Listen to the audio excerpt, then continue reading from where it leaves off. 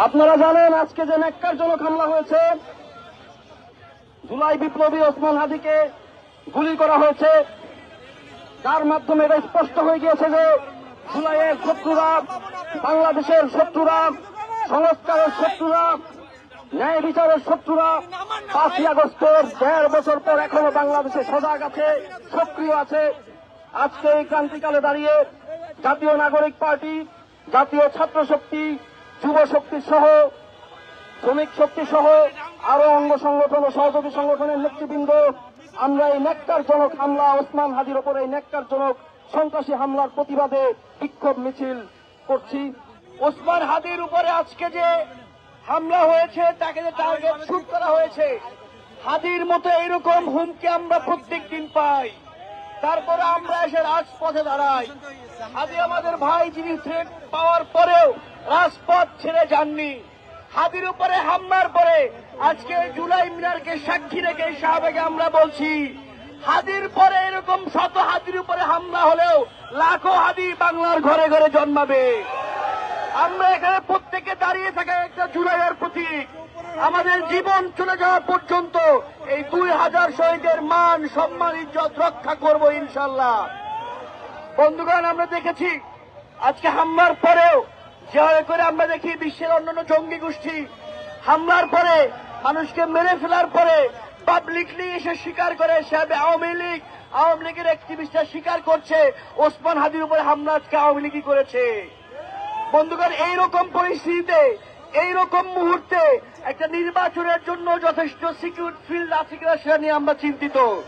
বন্ধুগণ, সুতরাং ওসমান হাদি এই আসনের একজন স্বতন্ত্র এমপি প্রার্থী, তার উপরে যে হামলা হয়েছে তাকে নিরাপত্তা দিতে না পারায় রাষ্ট্রের ব্যর্থতা। আমরা দেখি স্বরাষ্ট্র উপদেষ্টা গিয়ে মাংসের মধ্যে আলু কতখানি আর ঝোল কতখানি, সে আলু আর ঝোল পরিমাপ করেন। এই আলু আর ঝোলের স্বরাষ্ট্র উপদেষ্টাকে আর দরকার নাই। আলু আর ঝোলের স্বরাষ্ট্র উপদেষ্টার থেকে আমরা নিরাপত্তা দিতে পারি এমন স্বরাষ্ট্র উপদেষ্টা চাই। বন্ধুগণ, আমরা স্পষ্ট করে আজকে বলছি, ওসমান হাদি সহ যাদের লাইফের উপরে দৈনিক প্রতিনিয়ত থ্রেট আসে, আমাদের বন্ধুর উপরে থ্রেট আসে, আমাদের ভাইদের উপরে থ্রেট আসে, এই প্রত্যেকজন জুলাইয়ের অগ্রনায়ককে নিরাপত্তা দেয় রাষ্ট্রের দায়িত্ব। যদি এই রাষ্ট্র ব্যর্থ হয়, তাহলে এই রাষ্ট্র যেই প্রতিশ্রুতি নিয়ে, যে ওয়াদা নিয়ে 8 আগস্ট বসেছিল, সে 8 আগস্টের প্রতিশ্রুতিকে তারা ভঙ্গ করবে। এই আলু আর ঝোলের উপদেষ্টার দরকার নাই, আমরা নিরাপত্তা দিতে পারে এইরকম উপদেষ্টা চাই। বঙ্গে যারা হাদির উপরে হওয়া গুলির নিন্দা জানাবে তারা মজলুম, তারা আমাদের ভাই, তারা উল্লাস করবে, তারা জালিম, তারা শেখ হাসিনা এবং শেখ মুজিবের সন্তান, তাদের সঙ্গে আমাদের কোনো সম্পর্ক নাই। আমি বিএনপিকে, জামাতকে, ছাত্রদলকে, শিবিরকে আহ্বান জানাবো, এটাই ঐক্যবদ্ধ হওয়ার সময়। মত পথের পার্থক্য সত্ত্বেও আমরা ঐক্যবদ্ধ হব এবং সেই ঐক্যবদ্ধের ভিত্তি হবে জুলাই এবং জুলাই গণ অভ্যুত্থান। আজকে নির্বাচনী তফসিল ঘোষণা দেওয়ার পরে ওই সন্ত্রাসী আওয়ামী লীগ এই নির্বাচন বানচাল করার ঘোষণা দিয়েছে। আমরা দেখতে পাই, শুধু তারা বানচাল করার ঘোষণা দিয়েই ক্ষান্ত থাকেনি, বরং এই জুলাই আগস্ট গণ অভ্যুত্থানের যারা সামনের থেকে নেতৃত্ব দিয়েছে, সেই নেতৃত্বকে তারা টার্গেট করে কিলিং করার মিশনে নেমেছে। ষড়যন্ত্রের সাথে লিপ্ত এদেশের নিষিদ্ধ সন্ত্রাসী আওয়ামী লীগের সন্ত্রাসীরা এবং তাদের রেখে যাওয়া গত 17 বছরে এদেশের প্রশাসনে, এদেশের মিডিয়ায়, এদেশের ব্যবসা বাণিজ্যে, এদেশের বিশ্ববিদ্যালয়গুলোতে যে খুনি আওয়ামী লীগের প্রচার এবং সহযোগীরা রয়েছে, তারা এদেরকে হত্যার মত উৎপাদন করছে। আমরা স্পষ্ট বলে দিতে চাই, আর যদি কোন এরকম আততায়ীর হত্যার চেষ্টা করা হয়, তাহলে বাংলাদেশে আওয়ামী লীগের নেতা কর্মী যারা আছে তাদের সকলের সম্পত্তি জাতীয়ভাবে বাজেয়াপ্ত করতে হবে।